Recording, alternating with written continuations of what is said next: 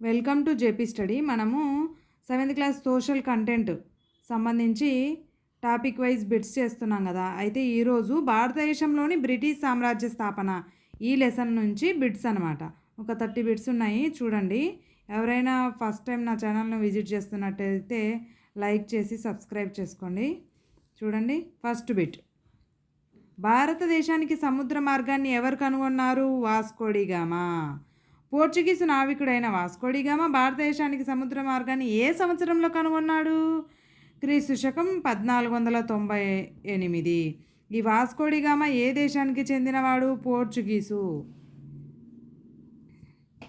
ఏ సంవత్సరంలో ఆర్కాట్ నవాబు, ఆర్కాట్ అంటే ఉత్తర తమిళనాడు అనమాట, ఆర్కాట్ నవాబు అయిన అన్వరుద్దీన్ ఖాన్ ఫ్రెంచ్ సైన్యానికి వ్యతిరేకంగా తన సైన్యాన్ని పంపించాడు? క్రీస్తు శకం 1764.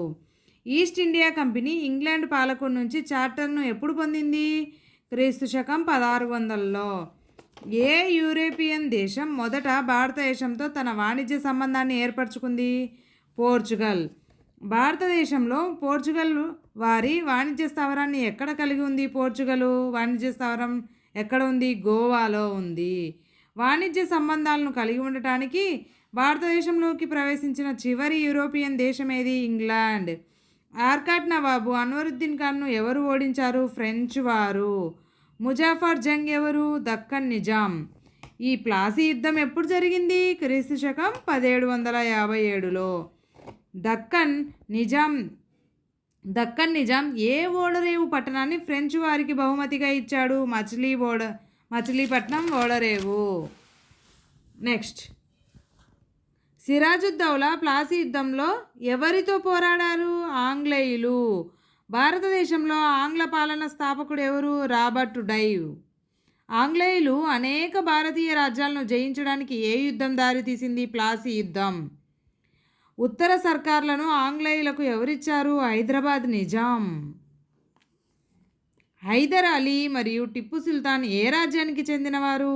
మైసూర్ రాజ్యానికి చెందినవారు. సిపాయిల తిరుగుబాటు ఎప్పుడు జరిగింది? 1857లో. మీరట్లో తిరుగుబాటు 1857 ఏ తేదీన ప్రారంభమైంది? మే 10. చివరి మొఘల్ చక్రవర్తి ఎవరు? బహదూర్ షా జాఫర్. విక్టోరియా రాణి ప్రకటన ఏ సంవత్సరంలో చేసింది? 1858. మొఘల్ పాలకుడు ఎవరు రాబర్ట్ డైవ్కు బెంగాల్ను పాలించే హక్కును మంజూరు చేశాడు?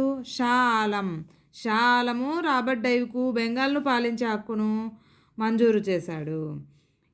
ఇంగ్లీష్ ఈస్ట్ ఇండియా కంపెనీ వారు ఎప్పుడు స్థాపించబడింది? 1600లో.